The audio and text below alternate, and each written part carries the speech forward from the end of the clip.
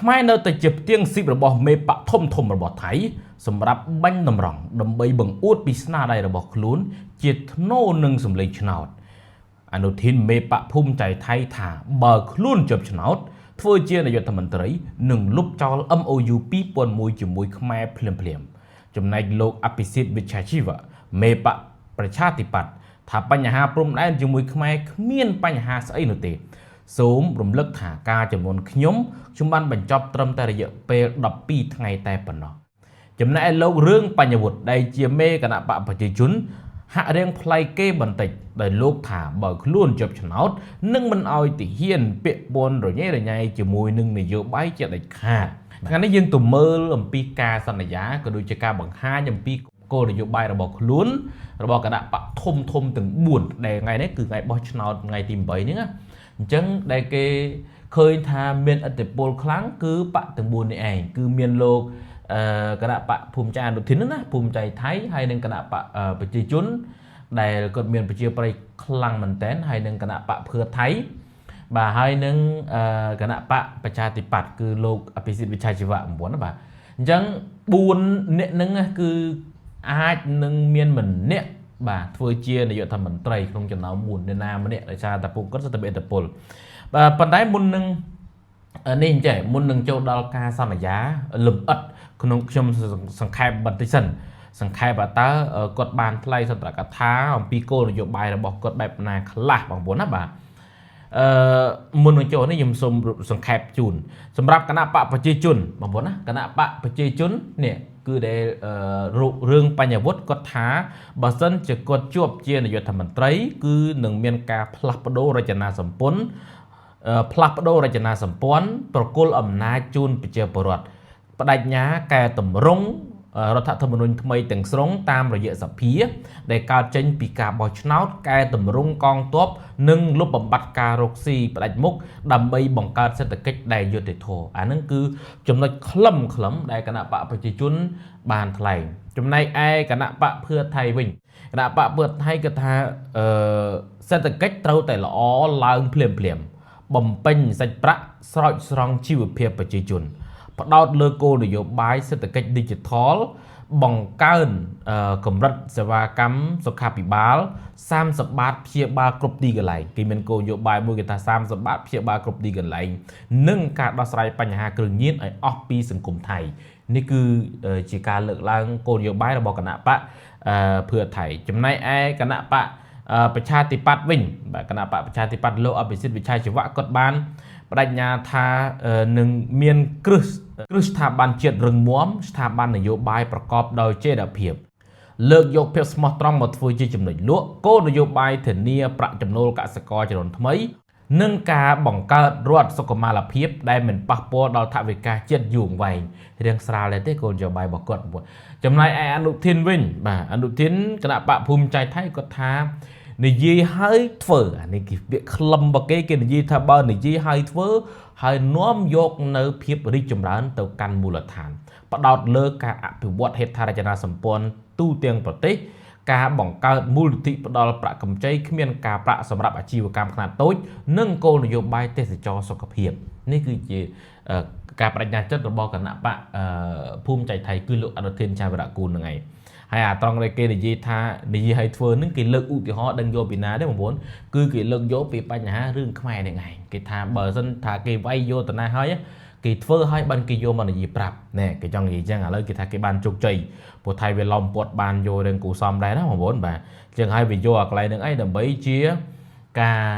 ឃោសនាយកសម្លេងឆ្នោតនេះគឺជាការសង្ខេបនៃការបដិញ្ញាចិត្តរបស់គណៈបកទាំង4បងប្អូនណាបាទហើយនេះគឺជាខ្លឹមសារដែលលំអិតទាំងអស់ឥឡូវខ្ញុំនឹងទៅប្រែជូនអំពីខ្លឹមសារលំអិតទាំងស្រុងនៃការថ្លែងសន្ទរកថាការបដិញ្ញាចិត្តរបស់គណៈបកនីមួយៗបងប្អូនណាបាទតោះចំណងជើងធំគេដាក់ថាការសន្យានយោបាយក្នុងការថ្លែងសន្ទរកថាចុងក្រោយគណៈបកប្រជាជនគណៈបកភឿថៃគណៈបកប្រជាធិបតេយ្យនិងគណៈបកភូមិใจថៃមុនការបោះឆ្នោតថ្ងៃទី8ខែកុម្ភៈបាទនេះគេលើកមកមុនមួយថ្ងៃប៉ុន្តែថ្ងៃនេះបោះឆ្នោតអញ្ចឹងចាំមើលថាតើពេលដែលបោះឆ្នោតនេះថាតើនឹងមានលទ្ធផលបែបណា បណ្ណាគណៈបកនយោបាយបញ្ចេញបេក្ខភាពនាយករដ្ឋមន្ត្រីថ្លែងសន្ទរកថាធំលើកចុងក្រោយដើម្បីស្វែងរកការគ្រប់គ្រងពីប្រជាពលរដ្ឋមុនថ្ងៃបោះឆ្នោត8 កុម្ភៈបណ្ណាគណៈបកនយោបាយនានាបានបញ្ជូនបេក្ខជននាយករដ្ឋមន្ត្រីនិងថ្នាក់ដឹកនាំគណៈបកឡើងវេទិកាថ្លែងសន្ទរកថាធំលើកចុងក្រោយដើម្បីស្នើសុំសិលឹកឆ្នោតពីប្រជាពលរដ្ឋមុននឹងឈានដល់ថ្ងៃបោះឆ្នោតទី8 កុម្ភៈ9បាទគណៈបកនយោបាយដំបូងគេដែលបានចាប់ផ្ដើមវេទិកាសន្ទរកថានៅថ្ងៃទី6 ខែកុម្ភៈគឺគណៈបកប្រជាជនដែលហៅថា People Party ដោយប្រើប្រាស់អគារកីឡាវេសមួយមជ្ឈមណ្ឌលយុវជនក្រុងបាងកកថៃជប៉ុនខណ្ឌដិនដែងលោករឿងបញ្ញវុត្តបាទនេះរឿងបញ្ញវុត្តនេះប្រធានគណៈបកប្រជាជនលោករឿងបញ្ញវុត្តដែលជាប្រធានគណៈបកនិងជាបេក្ខភាពនាយករដ្ឋមន្ត្រីម្នាក់របស់គណៈបកប្រជាជនបានអំពាវនាវឲ្យប្រជាពលរដ្ឋគូសយកពួរទៅក្រូចទាំងពីរសន្លឹកបាទដើម្បីទទួលបានសម្លេងគាំទ្រ20 លានសម្លេងបញ្ជូនគណៈបកប្រជាជនឲ្យទៅបង្កើតរដ្ឋាភិបាលព្រមទាំងគូសយល់ព្រមក្នុងការធ្វើប្រជាមតិដើម្បីរៀបចំរដ្ឋធម្មនុញ្ញច្បាប់ថ្មីបាទពួររបស់គាត់ហ្នឹងគឺពួរទៅក្រូចលោករឿងបញ្ញវុត្តហ្នឹងបាទស្ថានីយ៍បន្ទាប់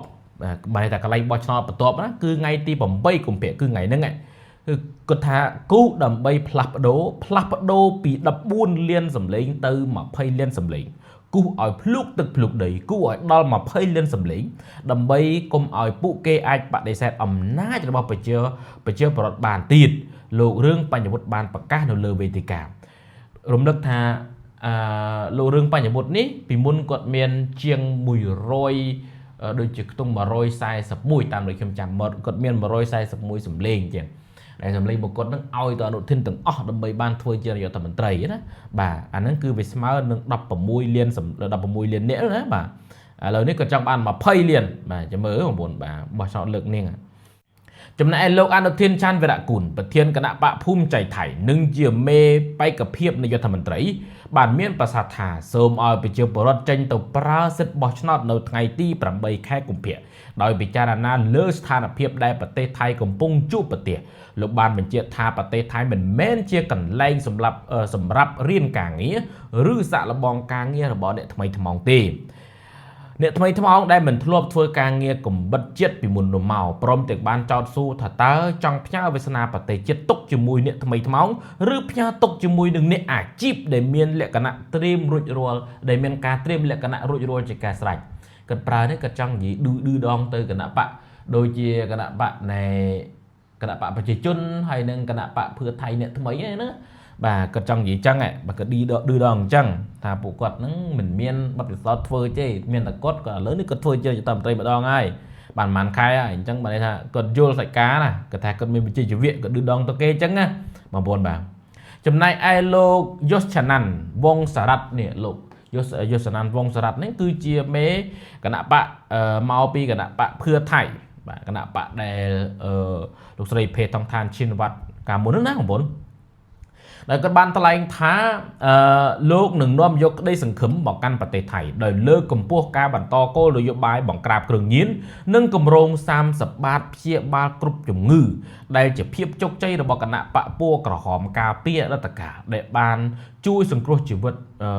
មនុស្សជាច្រើនបាទអានេះគេគោលនយោបាយរបស់គេនោះបងប្អូនបាទនេះល្អដែរតើគោលនយោបាយរបស់គាត់ហ្នឹង30បាតព្យាបាលគ្រប់ជំងឺនរណាមិនចង់បានបងប្អូនបាទបើទៅព្យាបាលអត់លុយពិបាកដែរអញ្ចឹងបើថាមាន30បាតអាចព្យាបាលបានគ្រប់មែនអាហ្នឹងបងប្អូនអេមែនទេ BBC ថៃបានចងក្រងនៅការប្រកាសគោលនយោបាយចុងក្រោយនិងការសន្យាលើកចុងក្រោយរបស់គណៈបកនយោបាយសំខាន់មកដាក់នៅទីនេះដើម្បីជាជំនួយដល់ការសម្រេចចិត្តរបស់ប្រជាពលរដ្ឋមុននឹងចូលទៅមជ្ឈមណ្ឌលបោះឆ្នោតនៅថ្ងៃទី8 ខែកុម្ភៈបាទអញ្ចឹងនេះគឺជាការដែលស្រង់យកនៅសម្ដីគណៈបកទាំង4បញ្ចូលនៅក្នុងហ្នឹងបាទហ្នឹងខាងកាសែត BBC គេលើកឡើងហ្នឹងបងប្អូនបាទឥឡូវយើងនិយាយទៅមើលគណៈបកប្រជាជនម្ដងគណៈបកប្រជាជនទី1អាមិញគេសង្ខេបទេណាបងប្អូនបាទស្នើសុំអ្នកបោះឆ្នោតគូសយកពួរទៅក្រូច2សន្លឹកដើម្បីបានសម្លេង20 លាន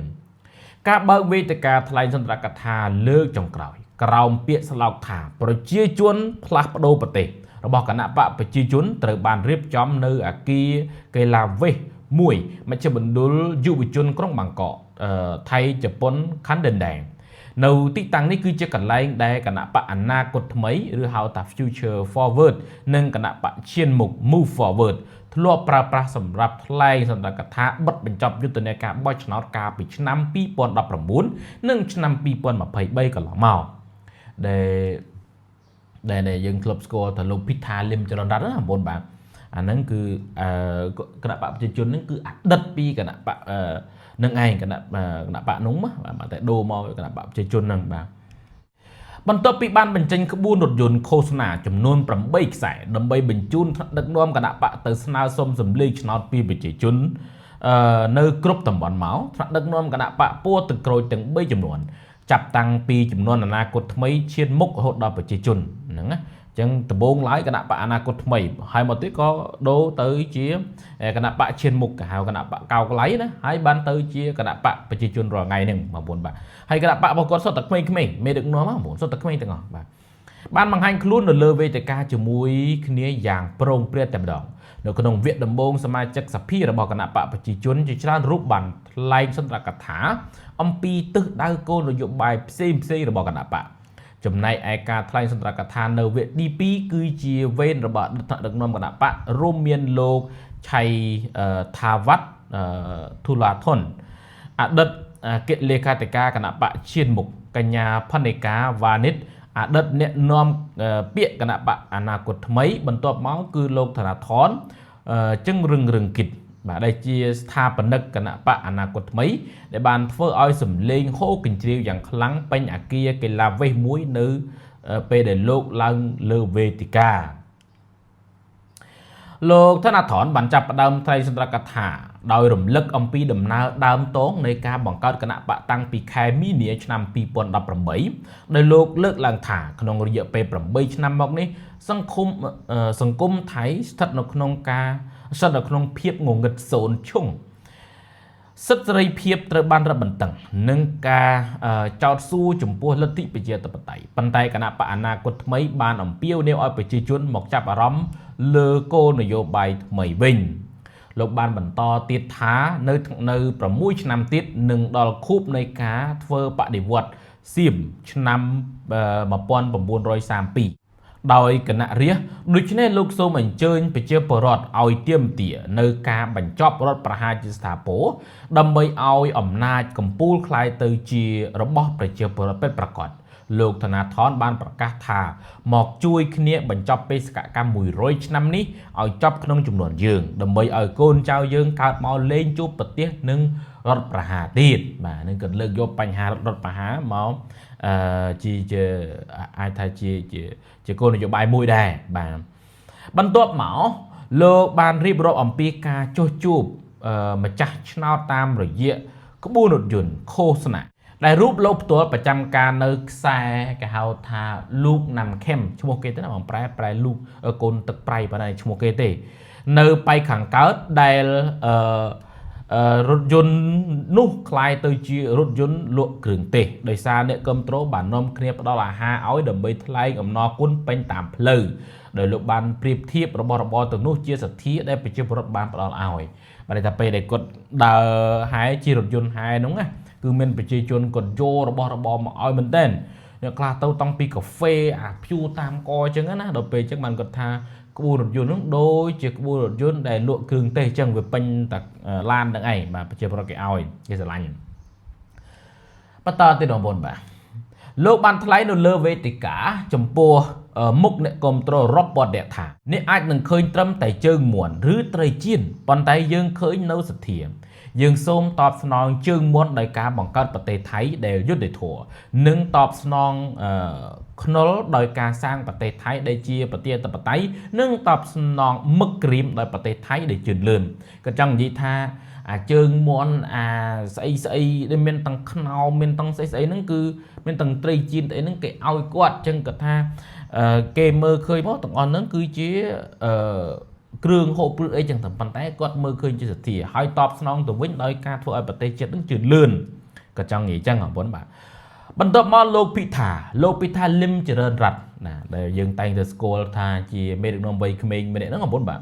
ដែលជាអតីតប្រធានគណៈបកនិងជាមេនិងជាបេក្ខភាពនាយករដ្ឋមន្ត្រីគណៈបកឈានមុខបានឡើងលើវេទិកាជាមួយនឹងប្រយោគចាប់ផ្ដើមថាអានឹងក៏ចាប់ផ្ដើមថាម៉េចគាត់ថារំលាយបកបានកាត់សិទ្ធបានប៉ុន្តែបញ្ឈប់ក្តីសម័យរបស់ប្រជាពលរដ្ឋមិនបានឡើយលំមហើយជាមួយ14សម្លេង14លានសម្លេងដែលគ្មានន័យលោកពិថាបានបញ្ជាក់ថាក្នុងគណៈដែលពិភពលោកកំពុងមានភាពវឹកវរការមានរដ្ឋាភិបាលដែលបង្កើតការផ្លាស់ប្ដូរជារឿងចាំបាច់បំផុតក្នុងពេលដែលរបៀបរៀបរយពិភពលោកគឺជាពិភពលោកដែលគ្មានរបៀបរៀបរយព្រមទាំងបបួលប្រជាជនឲ្យចូលមជ្ឈមណ្ឌលបោះឆ្នោតជ្រើសរើសនាយករដ្ឋមន្ត្រីគឺលោកថេងបាទថេងប្រធានគណៈបកហ្នឹងបងប្អូនបាទដើម្បីទៅបង្កើតនយោបាយល្អជីវភាពល្អនិងមានអនាគតណាគឺថាបើសិនជាចង់មានគោលនយោបាយមាននយោបាយល្អមានជីវភាពរស់នៅល្អមានអនាគតបោះឆ្នោតឲ្យគណៈបកប្រជាជនហ្នឹងទៅបាទបន្ទាប់មកទៀតគឺជាការថ្លែងសន្ទរកថារបស់បេក្ខភាពនាយករដ្ឋមន្ត្រីទាំង3រូបរបស់គណៈបកប្រជាជនដោយចាប់ផ្ដើមពីលោកវីរយុទ្ធកានឈូឆាតដែលជាបេក្ខភាពនាយករដ្ឋមន្ត្រីលំដាប់ទី3លោកបានផ្ញើសារទៅកាន់អ្នកគាំទ្រថាលោកសូមស្ម័គ្រចិត្តប្រោសឲ្យរស់ឡើងវិញនៅខ្លាទី5អានេះក៏ចង់និយាយថាពីមុនឡើយថៃគេមានល្បីថាជាខ្លាទី5បាទខ្លាទី5នៅអាស៊ីណាតែឥឡូវវាទៅជាជំងឺអាស៊ីវិញនេះដែលគេចុះផ្សាយនេះអញ្ចឹងគាត់ថាគាត់ប្រោសឲ្យរស់ឡើងវិញបាទដែលនយោបាយចាស់ធ្វើឲ្យយើងមិនដែលនយោបាយចាស់ធ្វើឲ្យយើងមិនបានសោះឡើយបាទគាត់ចង់និយាយនយោបាយចាស់ហ្នឹងអត់មានអាចប្រោសបានទេលោកបានថ្លែងបន្តថា30ឆ្នាំកន្លងមកនេះយើងឃើញរដ្ឋាភិបាលគ្រប់ពណ៌ទៅហើយមិនថាពណ៌លឿងពណ៌ក្រហមពណ៌បៃតងពណ៌ខៀវឬពណ៌ខៀវចាស់ទេនាថ្ងៃអនាគតលទ្ធផលស្ទើរតែមិនខុសគ្នាឡើយនៅសល់តែគណៈបកចម្បងមួយពណ៌គុតគឺគណៈបកពណ៌ទឹកក្រូចដែលកំពុងតែរងចាំសង្គមថៃផ្ដល់ឱកាសឲ្យនេះឯង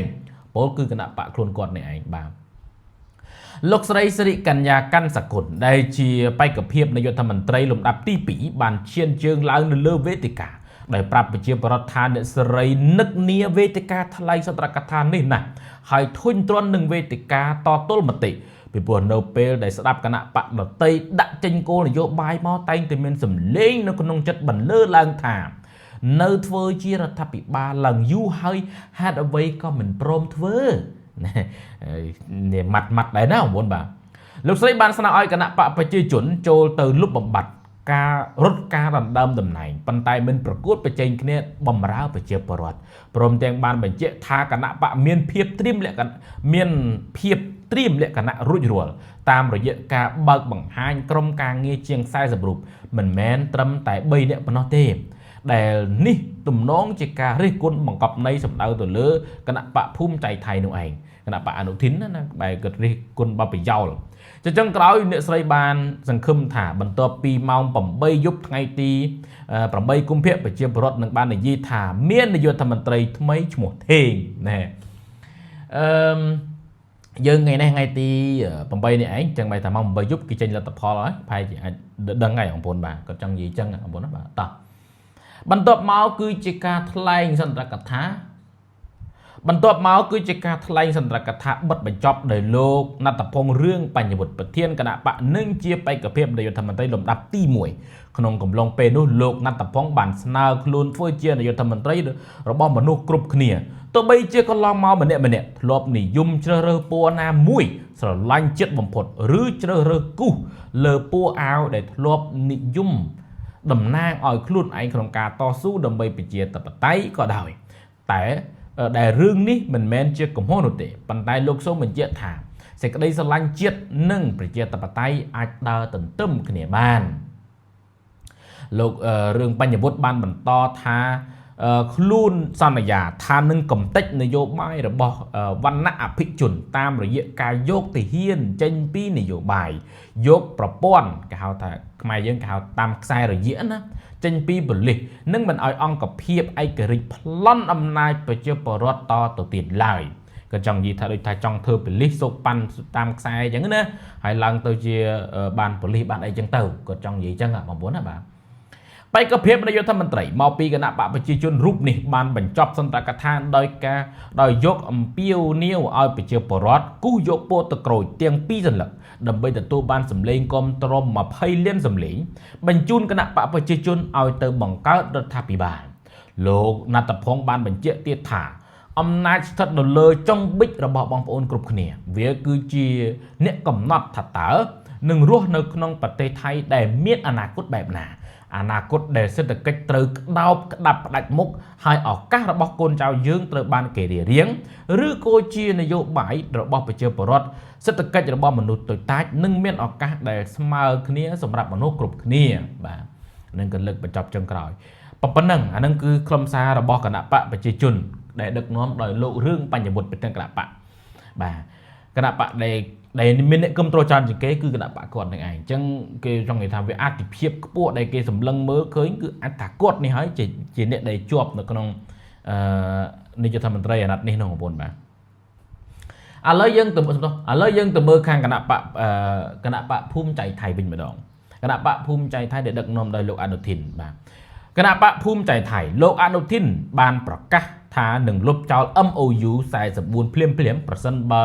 គាត់បានคลายទៅជាមេដឹកនាំជារដ្ឋាភិបាលថ្មីនោះបាទអញ្ចឹងថាបើសិនជាគាត់ឡើងជារដ្ឋាភិបាលគឺគាត់លុបចោល MOU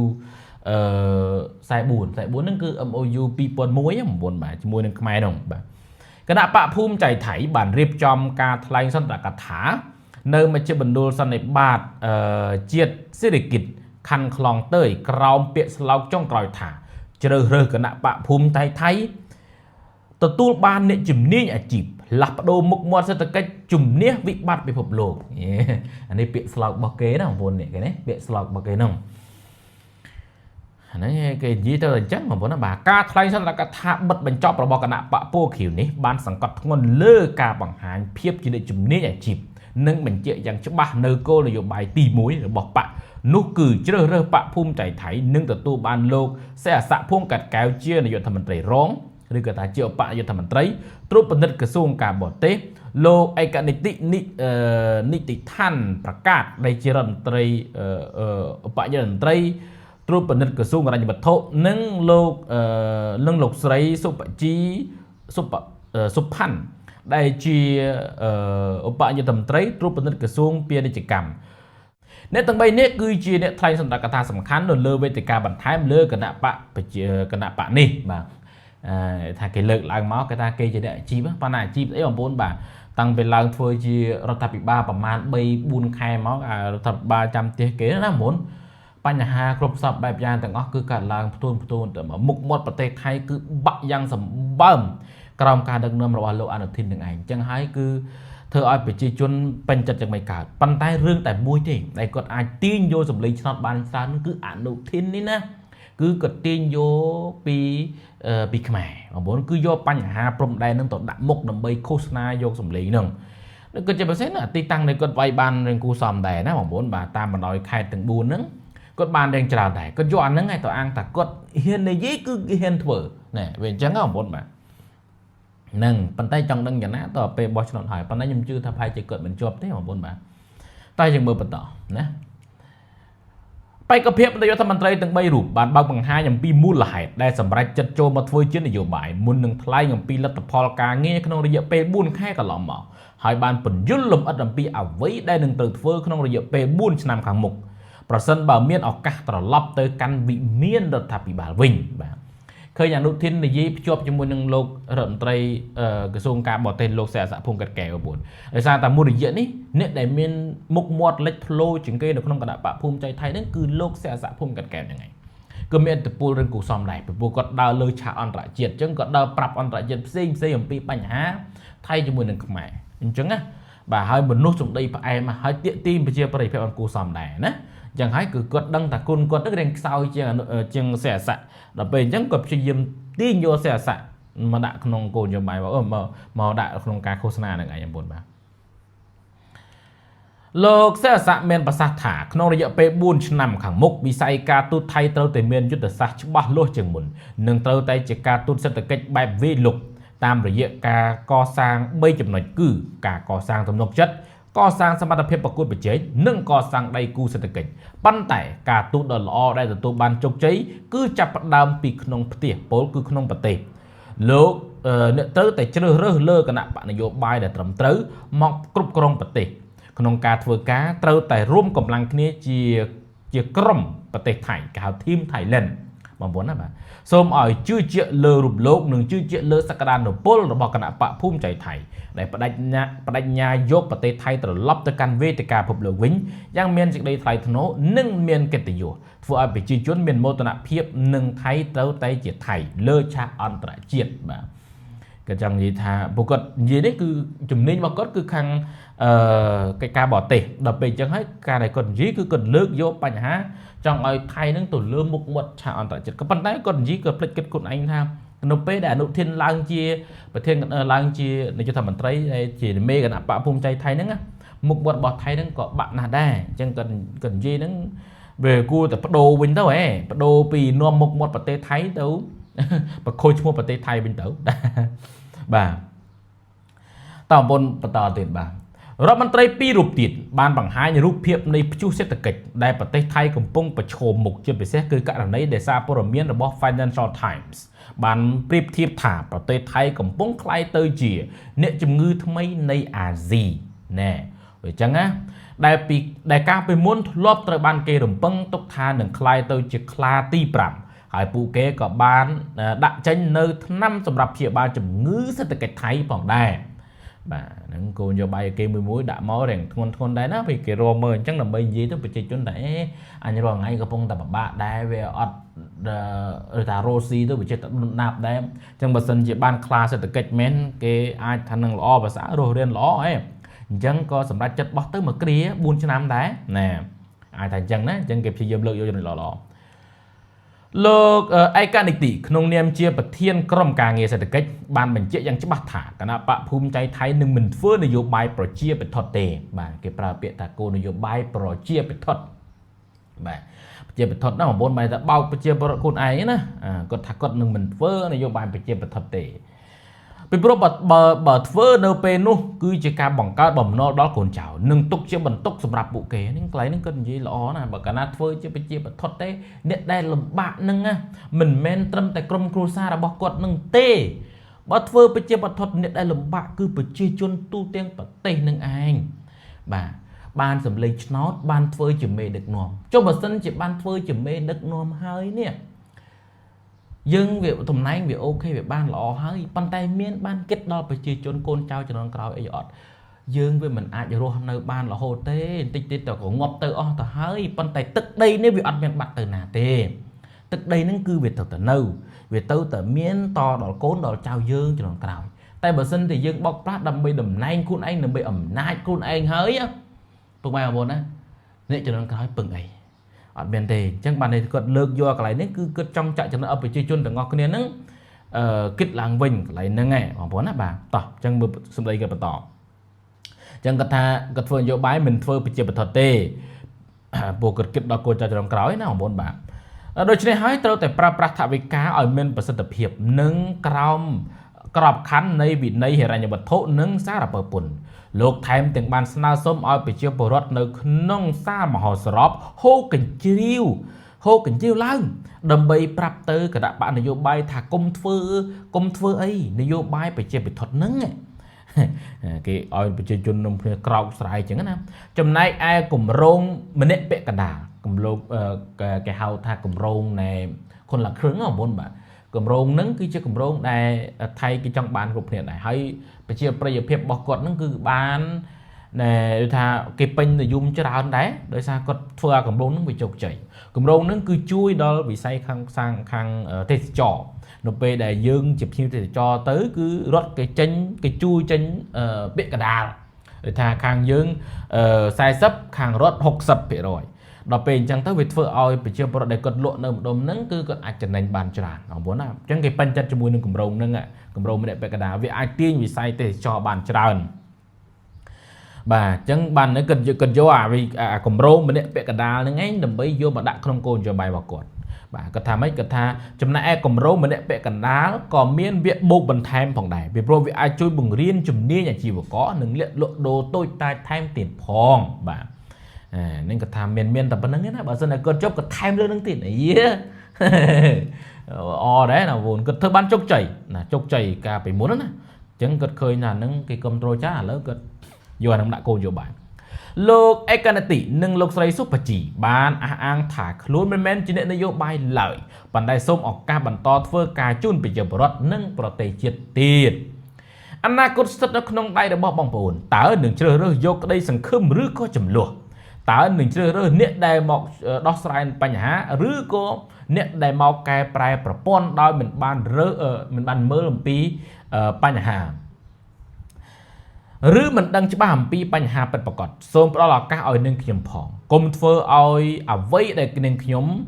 តាំងចិត្តមកធ្វើជូនបងប្អូនគ្មានឱកាសធ្វើសោះឡើយនេះបើជាការលើកឡើងរបស់លោកស្រីសុភជី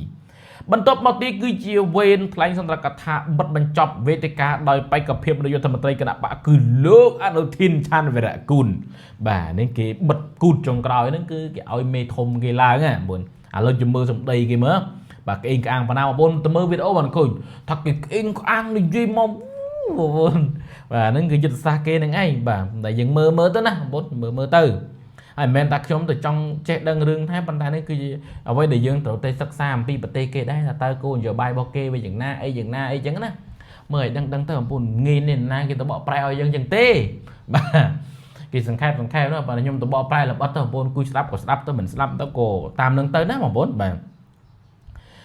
តែយើងទៅមើលបន្តអញ្ចឹងអនុทิនគេថាម៉េចអនុทิនជានាយករដ្ឋមន្ត្រីបច្ចុប្បន្ននេះលោកបានមានប្រសាសន៍ក្នុងវគ្គមួយថាប្រសិនបានត្រឡប់គេថាម៉េចគេថាប្រសិនបើបានត្រឡប់ទៅគ្រប់គ្រងប្រទេសវិញរដ្ឋាភិបាលក្រោមការដឹកនាំរបស់លោកនឹងមិនព្រមទទួលយកតំណែងអ្នកជំងឺនៃអាស៊ីទេប៉ុន្តែនឹងคล้ายទៅជាមនុស្សដែលរឹងមាំមានធម៌ពលនិងជាអ្នកដែលបណ្ដាប្រទេសនានាចង់មកធ្វើការរកស៊ីជាមួយនិងចង់ធ្វើសម្ព័ន្ធមិត្តជាមួយណែគេចង់និយាយចឹងណាបងប្អូនបាទចឹងគេថានឹងអ្វីដែលគេចង់បានប្រធានគណៈបកភូមិใจថៃបានអំពាវនាវឲ្យប្រជាពលរដ្ឋចេញទៅប្រើសិទ្ធិបោះឆ្នោតនៅថ្ងៃទី8កុម្ភៈដោយពិចារណាលើស្ថានភាពដែលប្រទេសថៃកំពុងត្រូវបានឡោមព័ទ្ធរងសម្ពាធនិងពោពេញទៅដោយការប្រកួតប្រជែងលោកបានសង្កត់ធ្ងន់ថាប្រទេសថៃមិនមែនជាកន្លែងសម្រាប់រៀនការងារឬសាកល្បងការងាររបស់អ្នកថ្មីថ្មោងទេដែលឬសាកល្បងការងាររបស់អ្នកថ្មីថ្មោងដែលមិនធ្លាប់ធ្វើការងារកម្រិតជាតិពីមុនមកនោះទេព្រមទាំងបានចោទសួរថាតើចង់ឲ្យអនាគតប្រទេសជាតិទុកជាមួយមនុស្សថ្មីថ្មោងឬផ្ញើទុកជាមួយអ្នកអាជីពដែលមានការត្រៀមលក្ខណៈរួចរាល់នោះបាទវាមិនប្រកាសទេអារឿងការដឹកនាំប្រទេសមួយនឹងមិនប្រកាសថាអ្នកដតីគេដឹកនាំមិនកើតទេបាទបើយើងអាឡ័យតែគិតថាអ្នកដតីដឹកនាំមិនកើតហ្នឹងចុះបើសិនតែយើងងាប់ទៅប្រទេសនឹងមិនលាយយើងគិតអញ្ចឹងពួកយើងមិនអាចរស់នៅបានរហូតទេណាបាទអនុทิននិយាយអញ្ចឹងក៏ធ្វើដូចប្រទេសហ្នឹង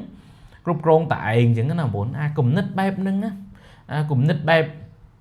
គេហៅទូឯកនិយមមានតែអញបើអត់អញទៅប្រទេសហ្នឹងអាលាយអាហ្នឹងក៏មិនកើតដែរអញ្ចឹងអនុทิនហ្នឹងគាត់ចង់និយាយថាគាត់ចង់និយាយហ្នឹងក៏ឌៀមដាមទៅគណៈបកនេះគណៈបករឿងបញ្ញវុត្រណាបងគណៈបកប្រជាជនណាដែលជាអីផ្ទាំងគណៈបកប្រជាជនហ្នឹងបងរឿងមួយគាត់បញ្ញវុត្ររឿងបញ្ញវុត្រគាត់ចង់ឌីលអញ្ចឹងប៉ុន្តែគាត់ភ្លេចគិតថាសម្លេងដែលគាត់បានធ្វើជានាយករដ្ឋមន្ត្រីចាំផ្ទះ4ខែហ្នឹងគឺដោយសារគុណបំណាច់របស់លោករឿងបញ្ញវុត្រនឹងឯងបាទតែយើងមើលបន្តទៀតលោកអនុทิនបានបញ្ជាក់ថាថ្ងៃនេះប្រទេសថៃមិនអាចរងចាំបានទេហើយក៏មិនអាចបន្ថយបានដែរនៅពេលដែលមនុស្សរបស់គណៈបកភូមិใจថៃមកធ្វើការប្រទេសថៃគឺជាទីស្រឡាញ់របស់យើងហើយនឹងមិនប្រថុយធ្លាក់ពីខ្សែរថភ្លើងពិភពលោកទេមិនប្រថុយត្រឡប់ទៅរកវត្តដាក់នៃចំនួនដដែលមិនប្រថុយជាមួយនឹងអ្នកគ្រប់គ្រងប្រទេសដែលខ្វះបទពិសោធន៍មិនប្រថុយជាមួយនឹងអំពើពុករលួយហើយក៏មិនប្រថុយជាមួយនឹងការបាត់បង់អធិបតេយ្យភាពឡើយដូច្នេះហើយជ្រើសរើសគណៈបកភូមិใจថៃប្រទេសថៃនឹងមិនអាចប្រថុយប្រឋានទេនៅក្នុងវគ្គមួយចុងក្រោយនៃការថ្លែងសន្ទរកថា លោកអនុทินបានលើកឡើងអំពីស្ថានភាពព្រំដែនថៃកម្ពុជាដោយលោកបានបញ្ជាក់ថារដ្ឋាភិបាលរបស់លោកបានធ្វើឲ្យថៃទទួលបានទឹកដីដែលប្រជាដែលត្រូវបានគេលំលប់បំពានអស់ជាច្រើនទសវត្សរ៍មកវិញទាំងអស់នឹងធ្វើឲ្យកម្ពុជាអស់ស្ថានភាពជាការគេហៅថាអស់សមត្ថភាពគម្រាមកំហែងប្រទេសថៃទាំងស្រុងនេះអាហ្នឹងថៃគេអនុทินក៏លើកយកកន្លែងហ្នឹងហើយគាត់ថា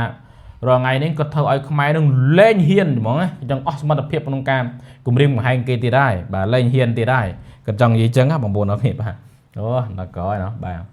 បើវាបានទឹកដីយ៉ាងគូសំដែរពេលចឹងវាបាននឹងអ៊ូតក្អេងក្អាងបងប្អូនបាទហើយប្រជាជនគិតនិយាយអញ្ចឹងមិនចេះតែនិយាយទេណាគឺបានមែនដល់ពេលប្រជាជនមិនប្រជាជនមិនសប្បាយចិត្តមិនឃើញបាទវាអញ្ចឹងណាបងប្អូនបាទតែយើងមើលបន្តទៀតហើយលោកបានបន្ថែមទៀតថាមិនបាច់បារម្ភថានឹងមានការប៉ះទង្គិចជាលើកទី3រហូតដល់មិនបានបោះឆ្នោតនោះទេលោកបានបញ្ជាក់ថាការបោះឆ្នោតនឹងប្រព្រឹត្តទៅតាមកាលកំណត់ប៉ុន្តែរដ្ឋាភិបាលមិនមានការប្រហែសឡើយដោយបានត្រៀមលក្ខណៈរួចជាស្រេចដើម្បីទប់ទល់គ្រប់ទម្រង់ហើយសូមឲ្យប្រជាពលរដ្ឋទៅបោះឆ្នោតឲ្យបានច្រើនដើម្បីជ័យជំនះរបស់គណៈបកភូមិใจไทยប្រកបដោយភាពស្អាតស្អំនាយករដ្ឋមន្ត្រីទី32រូបនេះក៏បានប្រកាសផងដែរថាប្រសិនបើគណៈបកភូមិใจไทยត្រឡប់មកដឹកនាំរដ្ឋាភិបាលវិញហើយរូបលោកអនុทินបាទត្រឡប់មកធ្វើជានាយករដ្ឋមន្ត្រីនឹងលុបចោល MOU 44ភ្លាមគឺមិនមានពាក្យថា50លើ50នោះទេដូច្នេះហើយការបែងចែកផលប្រយោជន៍តាមសមុទ្រ50ដោយដែលរដ្ឋាភិបាលចាស់បានស្នើនោះនឹងមិនមានទៀតឡើយចំណែក MOU 43ឬថា MOU 2000លោកនឹងស្នើឲ្យលោកសេះស័កប្រញាប់ជំរុញឲ្យក្រសួងការបរទេសនិងកងទ័ពដាក់ចេញនៅទិសដៅមកឲ្យរដ្ឋាភិបាលពិចារណាដោយនឹងសម្រេចចិត្តដើម្បីផ្ដល់ផលប្រយោជន៍ខ្ពស់បំផុតសម្រាប់ប្រទេសថៃនិងប្រជាជនថៃបាទនេះគឺជាការលើកឡើងរបស់គាត់ហ្នឹងបងប្អូនអញ្ចឹងសរុបមករួមគឺបញ្ហាអនុทินគឺគាត់ភ្ជាប់មួយខ្មែរបើសិនតែគាត់មានបើគាត់ជាប់ឆ្នោតអញ្ចឹង MOU គាត់នឹងលុបចោលអាហ្នឹងកាន់តែវិញឆ្ងាយទៀតណាបងប្អូនបាទ MOU 2000និង2003ហ្នឹង2000សំដៅ2000និង2001បាទឥឡូវយើងទៅមើលមួយទៀតគឺគណៈបកភឿថៃបាទដែលពីមុនគឺលោកស្រីភេទឋានជាដឹកនាំណាបងប្អូនបាទចំណងជើងដាក់ថាបោះសន្លឹក B ចុងក្រោយលើកដំកើងលោកយុសចនុនគឺយុសចនុនអាចធ្វើបានយុសចនុនហ្នឹងគឺមេបកហ្នឹងឯងបាទយុសចនុនអាចធ្វើបានបកស្រាយបញ្ហាចងសម្ព័ន្ធភាពឆ្លងបកបើកសមរភូមិជាមួយនឹងពណ៌ក្រូចនិងពណ៌ខៀវក៏ចង់និយាយថាសមរភូមិរបស់គាត់អាចប្រកួតប្រជែងជាមួយនឹងគណៈបកគណៈបកពណ៌ទឹកក្រូចហើយនិងគណៈបកពណ៌ខៀវគឺលោកអនុทินឯងបាទគណៈបកភឿថៃបានរៀបចំវេទិកាថ្លែងសន្និកថាដ៏ធំមួយក្រោមបរិយាកាសចុងក្រោយនៃយុទ្ធនាការឃោសនាបោះឆ្នោតនៅពហុកេឡដ្ឋានទេពហាត់សាឌិនចំកណ្ដាលហ្វូងមហាជនយ៉ាងច្រើនកុះកពេញទីលានស្មៅនិងកន្លែងអង្គុយដោយសង្កត់ធ្ងន់លើការជួសជុលកែលម្អប្រទេសថៃឲ្យទទួលបាននូវភាពជោគជ័យមនុស្សជាច្រើនអាចនឹងគិតថាប៉ុន្តែមិនហ៊ានសម័យថាប្រទេសថៃនឹងក្លាយទៅជាប្រទេសមួយដែលមានចំណូលខ្ពស់តាមរយៈវិទ្យាសាស្ត្រនិងបច្ចេកវិទ្យាប្រសិនបើពួកយើងជួយគ្នាអ្វីគ្រប់យ៉ាងនឹងអាចទៅរួចលោកសាស្ត្រាចារ្យបណ្ឌិតយុសចន័ន្ទវង្សសាវត្តដែលជាបេក្ខភាពនាយករដ្ឋមន្ត្រីបានលើកឡើងនៅលើវេទិកាប្រកាសពីចក្ខុវិស័យរបស់ខ្លួននៅក្នុងយុទ្ធនាការឃោសនាបោះឆ្នោតវគ្គចុងក្រោយនេះគណៈបកភឿថៃបានបង្ហាញអំពីចក្ខុវិស័យក្រោមពាក្យស្លោកថា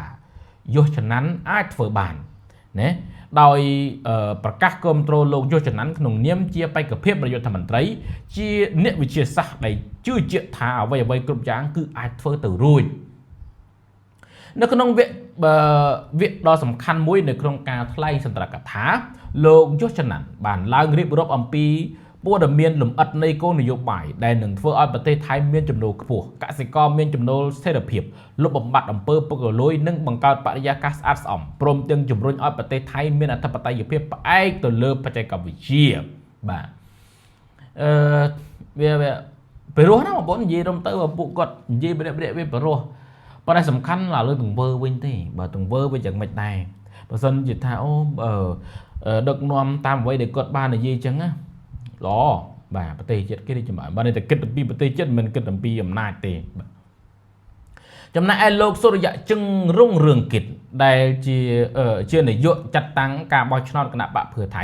និងជាបេក្ខភាពនាយករដ្ឋមន្ត្រីម្នាក់ទៀតរបស់គណៈបកបានថ្លែងសន្ទរកថាសង្កត់ធ្ងន់ថា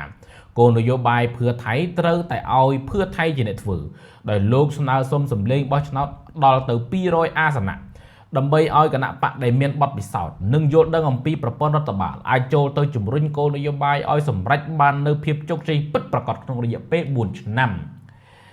ព្រមជាមួយគ្នាដែរលោកបានអំពាវនាវឲ្យប្រជាពលរដ្ឋផ្ដល់ឱកាសឲ្យអ្នកវិទ្យាសាស្ត្រមកធ្វើជានាយករដ្ឋមន្ត្រីដើម្បីយកទិន្នន័យនិងហេតុផលគ្រប់គ្រងប្រទេសជំនួសឲ្យមេដឹកនាំចាស់ដែលជាអ្នកជំនួញឬក៏ទាហានបាទនេះគាត់ចង់និយាយទៅលើលោកអនុทิនហ្នឹងឯងបាទបើអនុทิនគាត់មានអ្នកជំនួញមក4បាទគឺអ្នកជំនួញគាត់មានលុយច្រើនណាលោកអនុทิនហ្នឹងអញ្ចឹងគាត់មិនចង់គាត់ឌីលហ្នឹងគាត់លើកអនុทิនហ្នឹងឯងមិនចង់ឲ្យមកធ្វើជាអ្នកជំនួញទេបាទតែយើងមកមើលបន្តទៀតទន្ទឹមនឹងនោះការថ្លែងសន្ទរកថាពេញមួយកម្មវិធីរយៈពេល4ម៉ោងនៅលើវេទិកាពណ៌ក្រហមក៏បានបញ្ចូលនៅបញ្ហាផ្សេងទៀតផងដែរវាគ្មាននៅលើវេទិការបស់គណៈបកភឿថៃបានចំណាយពេលផ្ដល់សារៈសំខាន់នៅលើវេទិកានិយាយទៅកាន់មូលដ្ឋានអ្នកគ្រប់គ្រងចាស់តាមរយៈប្រធានបទក្រហមណាប្រធានបទគណៈគេប្រើពាក្យថាក្រហមណាបងប្អូនបាទដែលរួមបញ្ចូលនៅភាពចម្រុះនៃក្រុមអាវក្រហមដូចជាក្រហមតាក់ស៊ីនក្រហមយីងឡាក់ក្រហមម៉ាដាមផេងឬក៏ក្រហមទឹកដោះគោម្សៅបាទគាត់ប្រើពាក្យអញ្ចឹងកញ្ញាជីរ៉ាផនស៊ីនធុផៃដែលជាបេក្ខជនសមាជិកសភាថៃខេត្តរយអេតគឺជាអ្វីគ្មានចម្បងលើប្រធានបទនៃការតស៊ូរបស់ប្រជាជនក្រហមប៉ែកអ៊ីសាននឹងលោកស្រីបានបបួលឲ្យរំលឹកទៅកាន់ការតស៊ូគេហៅតស៊ូស្មាទន្ទឹមស្មារបស់គណៈបកភឿថៃជាមួយនឹងក្រុមអាវក្រហមចំកណ្ដាលអ្នកគ្រប់គ្រងឬក៏នៅពីមុខកណ្ដាលអ្នកគ្រប់គ្រងនៃវេទិកាដែលលាយឡំគ្នាទាំងអ្នកគ្រប់គ្រងចំនួនចាស់និងចំនួនថ្មីដែល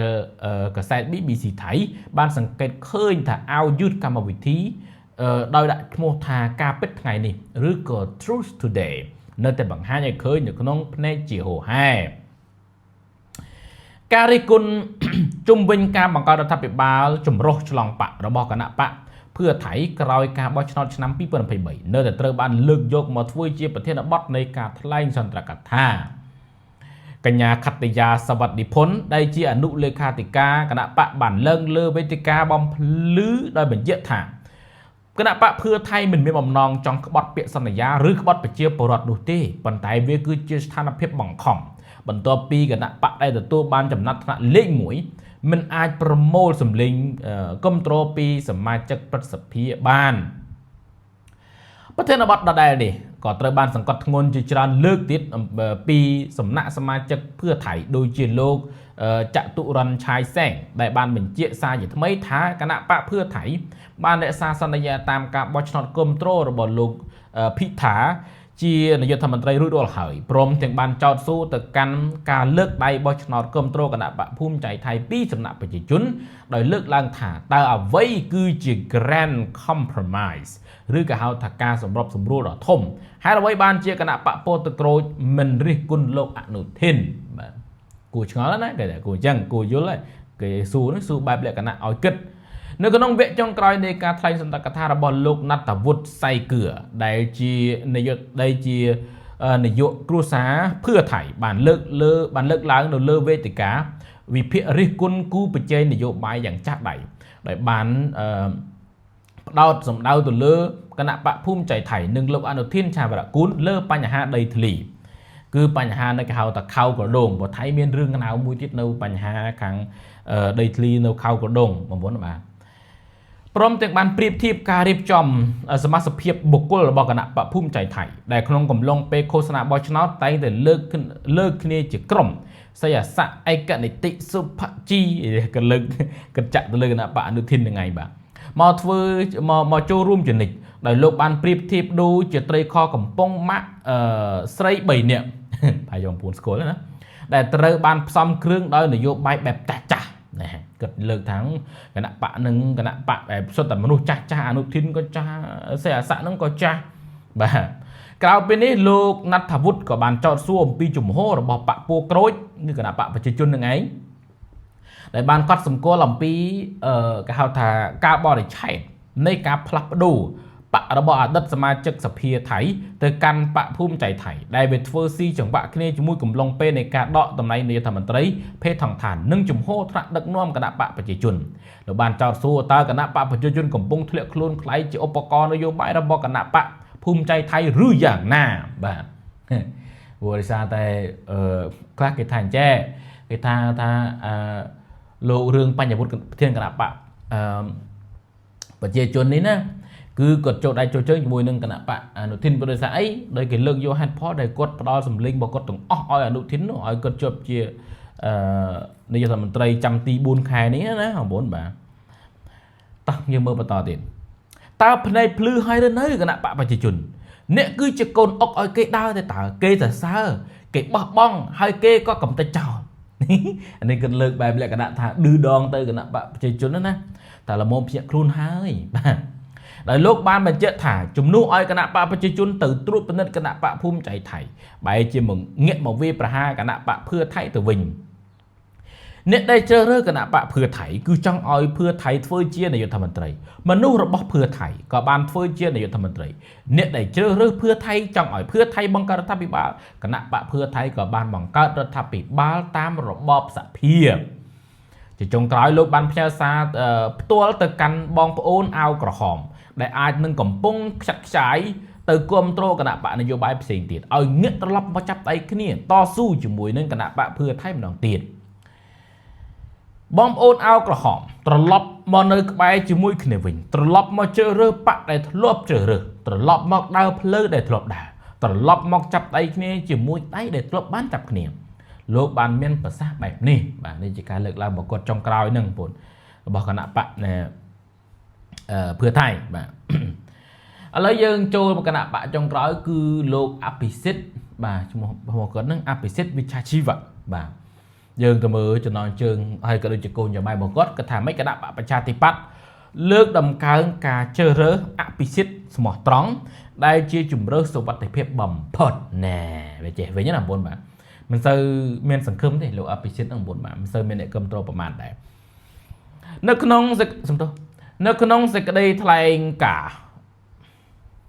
មែនទេនៅក្នុងការថ្លែងសន្ទរកថាធំលើកចុងក្រោយរបស់គណៈបកប្រជាធិបតេយ្យ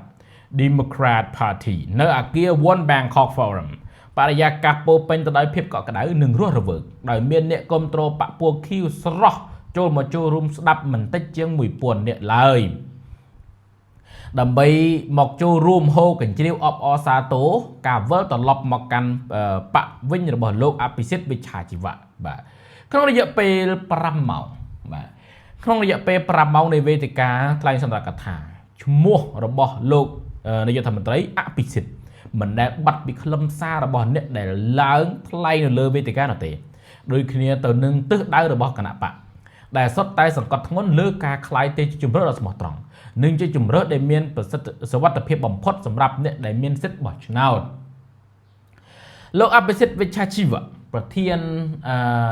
វិជ្ជាជីវៈជាប្រធានគណៈបកប្រជាធិបតេយ្យនិងជាបេក្ខភាពនាយករដ្ឋមន្ត្រីលំដាប់ទី1បានឡើងថ្លែងសន្ទរកថានៅវេលាម៉ោងប្រមាណជា8យប់លោកបានចាប់ផ្ដើមដោយការថ្លែងអំណរអគុណដល់មនុស្សជាច្រើនដែលបានរួមដំណើរជាមួយលោកក្នុងការវិលត្រឡប់មកកាន់ឆាកនយោបាយវិញក្នុងរយៈពេល3ខែកន្លងមកនេះបន្ទាប់ពីលោកបានចូលកាន់សមរភូមិនយោបាយជាថ្មីម្ដងទៀតលោកបានបញ្ជាក់យ៉ាងច្បាស់ថាថ្ងៃនេះរូបលោកថ្លែងសន្ទរកថាមិនមែនដើម្បីមកអង្វរសុំសម្លេងឆ្នោតឲ្យគណៈបកប្រជាធិបតេយ្យនោះទេប៉ុន្តែខ្ញុំមកនេះគឺដើម្បីអង្វរសុំឲ្យប្រទេសថៃនិងប្រជាជនថៃគ្រប់រូបដោយអង្វរសុំថាប្រទេសថៃបានមកដល់ចំណុចដែលយើងមានវិបត្តិជំទឹះរហូតដល់អាចคล้ายទៅជាចំណុចស្លាប់នៃការអភិវឌ្ឍប្រទេសជាតិតទៅមុខទៀតលោកអភិសិទ្ធបានរៀបរាប់លើវេទិកាអំពីចំណុចស្លាប់បាទ ឬក៏ថាផ្លូវទល់ច្រកណាបងបាទទាំង5ប្រការរបស់ប្រទេសជាតិដោយប្រការទី1គឺអំពើពុករលួយនិងគេហៅថាអាជីវកម្មខុសច្បាប់ឬក៏គេហៅទុនប្រភេទថៃគេប្រើពាក្យទុនប្រភេទព្រោះគឺការរកស៊ីខុសច្បាប់នឹងឯងបងដូចរងថ្ងៃ scammer ស្គីបអីហ្នឹងណាហ្នឹងហើយនេះគឺជាពាក្យស្លោកឃោសនាបោះឆ្នោតដែលច្បាស់លាស់បំផុតរបស់គណៈបកពូខៀវស្រស់មួយនេះបាទនេះគឺជាពាក្យស្លោកឃោសនាបោះឆ្នោតដែលច្បាស់លាស់បំផុតរបស់គណៈបកពូផ្ទៃមេឃឬក៏ថាពូខៀវស្រស់មួយនេះប្រសិនបើយើងរំលឹកទៅការពីថ្ងៃទី11ខែមករានៅពេលដែលគណៈបកប្រជាធិបតេយ្យបើកបង្ហាញបង្ហាញបេក្ខជនសមាជិកសភាមណ្ឌលបាងកកនាយករដ្ឋមន្ត្រីរូបនេះក៏បានស្លៀកពាក់អាវយឺតដែលមានសរសេរថាអាវប្រភេទមនុស្សមិនប្រភេទទេក៏ចង់និយាយថាអាវនឹងវាពណ៌ប្រភេទមែនប៉ុន្តែមនុស្សនឹងគឺមនុស្សស្មោះត្រង់ណាមិនមែនប្រភេទទេឡើងលើវេទិកាផងដែរមកដល់ពេលនេះលោកបានសង្កត់ធ្ងន់ម្ដងទៀតថានេះគឺជាអ្វីដែលកំពុងតែបំផ្លាញគ្រប់យ៉ាងនៅក្នុងប្រទេសយើងវាធ្វើឲ្យអ្នកវិនិយោគបរទេសមិនហ៊ានមកវិនិយោគក្នុងប្រទេសថៃបំផ្លាញទាំងឱកាសសេដ្ឋកិច្ចនិងមុខមាត់របស់ប្រទេសជាតិបាទខ្ញុំខ្មាស់ខ្លាំងពីព្រោះមិនមែនជាចរិតរបស់ប្រជាជនថៃឡើយវាគ្រាន់តែជាជនជាតិថៃមួយក្រុមប៉ុណ្ណោះដែលពុករលួយប៉ុន្តែបែរទៅជាមកបំផ្លាញអនាគតរបស់យើងទាំងអស់គ្នាទៅវិញប្រធានគណៈបកពួកផ្ទៃមេឃមួយរូបនេះបានបន្តលើកឡើងអំពីចំណុចស្លាប់បន្តគឺសេដ្ឋកិច្ចដែលមិនអាចប្រកួតប្រជែងបានលោកអភិសិទ្ធបានបញ្ជាក់ថាស្ថានភាពកំណើនសេដ្ឋកិច្ចរបស់ថៃបច្ចុប្បន្នគឺទាបខ្លាំងបំផុតបាទទាបខ្លាំងបំផុតគឺទាបជាងប្រទេសជិតខាងនិងកម្រិតពិភពលោកដែលប្រសិនបើនៅតែបណ្ដោយឲ្យស្ថិតនៅក្នុងស្ថានភាពបែបនេះប្រទេសដទៃនឹងរត់ចោលថៃទាំងអស់ហើយលោកបានបញ្ជាក់ថាជាច្រើនលើកដែលលើកឡើងដែលលោកថ្លែងសន្ទរកថាថាភាពមូម៉ៅរបស់លោកគឺការដែលត្រូវបានគេសុំឲ្យឆ្លើយសំណួរថាតើនឹងដោះស្រាយបញ្ហាយ៉ាងដូចម្តេចក្នុងរយៈពេល90ថ្ងៃដំបូងប៉ុន្តែលោកសង្កត់ធ្ងន់ថាបញ្ហាជាច្រើនគឺជាបញ្ហារចនាសម្ព័ន្ធដែលត្រូវប្រើពេលដោះស្រាយមិនមែនប្រើគោលនយោបាយជំរុញសេដ្ឋកិច្ចដែលផ្ដល់ផលត្រឹមរយៈពេលខ្លីហើយនៅពេលដែលចាប់គម្រោងក៏គ្មានលទ្ធផលអ្វីបន្តនោះទេលោកបាននិយាយរិះគន់បង្កប់នៃសម្ដៅទៅលើគណៈបកនយោបាយរបស់គណៈបកភូមិใจថៃដូចជាគម្រោងម្នាក់ពាក់កណ្ដាលជាដើមបាទសម្រាប់ចំណុចស្លាប់ទី3លោកអភិសិទ្ធបានទម្លាយថាប្រទេសថៃកំពុងប្រឈមជាមួយនឹងវិសមភាពយ៉ាងខ្លាំងប្រជាជនថៃដែលងាយរងគ្រោះមកកាន់តែច្រើនចំណែកអ្នកដែលលំបាកស្រាប់ទៅហើយក៏រត់តែជួបការលំបាកក្នុងការងើបឡើងវិញចំណែកចំណុចស្លាប់បន្ទាប់គឺនយោបាយបែបផុតគេហៅថាដុតកំហឹងគឺនយោបាយបែបដុតកំហឹងនៅពេលដែលឈានដល់បញ្ហានយោបាយប្រធានគណៈបកប្រជាធិបតេយ្យរូបនេះឬក៏ប្រធានគណៈបកប្រជាធិបតេយ្យរូបនេះបានកំណត់ទីតាំងបកពួរផ្ទៃមេឃក្នុងនាមជាជំរត់ដ៏ល្អបំផុតសម្រាប់ប្រជាពលរដ្ឋមុននឹងនិយាយរិះគន់ដល់គណៈបកនយោបាយមួយចំនួនដែលយកចរន្តស្នេហាជាតិដើម្បីវាយប្រហារគ្នានេះគិតចង់សម្ដៅទៅលើគណៈបកណែអនុทิនហ្នឹងឯងបងប្អូនដែលគឺបញ្ហាហ្នឹងគឺយកបញ្ហារឿងស្នេហាជាតិហ្នឹងឯងដើម្បីមកវាប្រហារអញ្ចឹងទៅជាពិសេសគឺបញ្ហារឿងព្រំដែនហ្នឹងឯណាបងប្អូនបាទថ្ងៃនេះយើងមានគណៈបកនយោបាយមកចង្អុលប្រាប់ថាបកនេះស្នេហាជាតិបកនោះមិនស្នេហាជាតិបើស្នេហាជាតិពិតមែនសូមជួយទៅមើលបញ្ហាពុករលួយនៅក្នុងបកខ្លួនឯងសិនទៅនេះនឹងគាត់និយាយខ្លាំងក្នុងវីដេអូបងប្អូនទៅមើលបាទខ្ញុំនិយាយតាមគាត់និយាយទេណាបាទកន្លែងនេះគាត់និយាយល្អចាក់ចំបេះដូងមែនតើបាទនេះពេលខ្លះថាបង្កើតមកដើម្បីដោះស្រាយបញ្ហាពុករលួយប៉ុន្តែបកខ្លួនឯងនេះវាពុករលួយស្អេកស្កះនេះតើដោះស្រាយបញ្ហាពុករលួយអាម៉េចបងប្អូនណាបាទនេះវាចឹងដោយគេអ្នកខ្លះគេលើកថាអនុทิននឹងមានពាក់ព័ន្ធជាមួយនឹងការរកស៊ីខុសច្បាប់បាទរឿងពាក់ព័ន្ធនឹង scammer អីទាំងឯងព្រោះការមុននោះវាមិនអាចធ្លីរូបភាពដែលគាត់ថតជាមួយនឹងមេខ្លោង scammer នោះណាបាទទន្ទឹមនឹងនោះលោកបាននិយាយរិះគន់ទៅកាន់ភាគីម្ខាងទៀតថាជ្រើសរើសយកការដុតកំហឹងរបស់មនុស្សរួចបង្កើតវោហារសាស្ត្រថាត្រូវរុះរើទាំងអស់ឡើងមកហើយក៏មកបបួលឲ្យគ្រប់គ្នាធ្វើរឿងនេះដោយបង្កើតឲ្យមានតួអង្គអាក្រក់ថាជារនាងរារាំងការអភិវឌ្ឍប្រទេសរហូតដល់ដល់ការបង្អាប់តម្លៃកងទ័ពនិងបង្អាប់តម្លៃស្ថាប័នចម្បងផ្សេងបាទនៅពេលដែល នៅពេលដែលភាគីទាំងពីរប៉ះទង្គិចគ្នាលោកអភិសិទ្ធបានបញ្ជាក់ថាប្រទេសជាតិមានតែការកាប់សម្លាប់គ្នាមានតែនយោបាយដុតបញ្ឆេះអារម្មណ៍មនុស្សលោកសង្កត់ធ្ងន់ថានេះគឺជាហេតុផលដែលរូបលោកត្រឡប់មកកាន់វិថីនយោបាយសារជាថ្មីដោយលោកបានបញ្ជាក់ថាយើងមានទួនាទីបង្កើតជំរឿសឲ្យប្រទេសជាតិព្រមទាំងបន្ថែមថាប៉ុន្តែនៅពេលដែលមើលទៅលើស្ថានភាពវិបត្តិជំវិញខ្លួនជំរឿសដែលបពួរផ្ទៃមេឃផ្ដល់ឲ្យហាក់បីដូចជាផ្លូវរស់ច្រើនជាងគ្រាន់តែជាជំរឿសបាទចំណុចសំខាន់ជាចំណុចស្លាប់ចុងក្រោយរបស់ប្រទេសថៃលោកអភិសិទ្ធបានលើកឡើងពីគ្រោះថ្នាក់នៅពីខាងក្រៅដូចជាបញ្ហាសន្តិសុខព្រំដែនជាមួយនឹងកម្ពុជាដោយលោកបានបញ្ជាក់ថាក្នុងស្ថានភាពតានតឹងបែបនេះត្រូវតែមានអ្នកដែលមានបទពិសោធន៍ដែលលោកធ្លាប់បានបន្ថែមថារឿងកម្ពុជាការចំនួនខ្ញុំគឺចប់ត្រឹមរយៈពេល12ថ្ងៃមិនមានបញ្ហាអ្វីនោះឡើយអានេះគាត់លើកឧទាហរណ៍ការគាត់ធ្វើជានាយករដ្ឋមន្ត្រីណាមុនបាទគឺគាត់ថាបញ្ចប់នឹងបញ្ហាជាមួយខ្មែរតែ12ថ្ងៃចាប់សពគ្រប់អត់មានអីណាអូបឡាយ៉ាងទេបាទគាត់ចង់និយាយចឹងបេក្ខភាពនាយករដ្ឋមន្ត្រីពីគណៈប្រជាធិបតេយ្យបានបញ្ជាក់ថាផ្លូវរស់ដែលមានសមត្ថភាពចំណុចស្លាប់ទាំង5អាចបិទបាំងទាំងអស់ជាមួយនឹងប្រជាធិបតេយ្យព្រមទាំងផ្ញើសារទៅកាន់បកដតីទៀតថាថ្ងៃនេះមតិរបស់គណៈបកប្រជាធិបតេយ្យច្បាស់ហើយគឺនឹងធ្វើឲ្យរូបលោកនៅបន្តមិនអាចចាញ់ឬឈ្នះដែលវាមានន័យថាវានឹងមិនមានការវិលមកវិញនាពេលក្រោយទៀតទេព្រោះនេះគឺជាឱកាសដែលខ្ញុំត្រូវចាប់យកវាទៅតែបញ្ចប់ក្នុងវគ្គនេះទោះបីជាខ្ញុំចាញ់លើកនេះក៏ខ្ញុំនឹងធ្វើជាបកប្រឆាំងនៅក្នុងសភាដែរបាទនឹងគឺចប់ខ្លឹមសាររបស់គាត់មានប៉ុណ្ណឹងបងប្អូនណាអានឹងទៅលើគណៈបកប្រជាធិបតេយ្យបាទចឹងក្រោយនេះគឺយកអំពីសមរភូមិដែលបកនីមួយៗប្រើសម្រាប់ថ្លែងសម្រាប់កថាបិទបញ្ចប់យុទ្ធនាការបាទនៅល្ងាចថ្ងៃទី6ខែកុម្ភៈគណៈបកនីមួយៗបានជ្រើសរើសទីតាំងរៀងៗខ្លួនដើម្បីធ្វើជាសមរភូមិចុងក្រោយក្នុងការបញ្ជូនសារទៅកាន់ប្រជាជនគណៈបកប្រជាជនឬហៅថា People Party បានរៀបចំការថ្លែងសន្ទរកថានៅអគារកីឡាវេសមួយមជ្ឈមណ្ឌលយុវជនបាងកកយុវជនក្រុងបាងកកថៃជប៉ុនខណ្ឌឌិនដែងទីតាំងនេះគឺជាកន្លែងដែលគណៈបកអនាគតថ្មីនិងគណៈបកឈានមុខធ្លាប់ប្រើប្រាស់សម្រាប់បិទយុទ្ធនាការបោះឆ្នោតឆ្នាំ2019និង2023កន្លងមកក្រោមពាក្យស្លោកចុងក្រោយថាប្រជាជនផ្លាស់ប្ដូរប្រទេសថៃគណៈបកភូមិใจថៃបានរៀបចំការថ្លែងសន្ទរកថានៅមជ្ឈមណ្ឌលសន្និបាតជាតិសេដ្ឋកិច្ចខណ្ឌខ្លងតើក្រោមពាក្យស្លោកចុងក្រោយថាជ្រើសរើសគណៈបកភូមិใจថៃទទួលបានអ្នកជំនាញអាជីពផ្លាស់ប្ដូរមុខមាត់សេដ្ឋកិច្ចជំនះវិបត្តិពិភពលោកចំណែកគណៈបកភឿថៃបានរៀបចំការថ្លែងសន្ទរកថាធំនៅពហុកីឡដ្ឋានទេពហាស្ឌិនខណ្ឌបឋមវណ្ណក្រោមពាក្យស្លោកចុងក្រោយថាយុទ្ធនាធ្វើបានធ្វើឲ្យថៃកាន់តែរឹងមាំចំណែកគណៈបកប្រជាធិបតេយ្យឬគណៈបកប្រជាធិបតេយ្យបានរៀបចំការសន្និដ្ឋាននៅវត្តបាងកកខណ្ឌបឋមវណ្ណក្រោមពាក្យស្លោកចុងក្រោយថាផ្លូវរស់ដែលមានសុវត្ថិភាពរបស់ប្រទេសថៃបាទនឹងក៏លើកចុងក្រោយប៉ុណ្ណឹងបងប្អូនណាបាទនេះគឺជា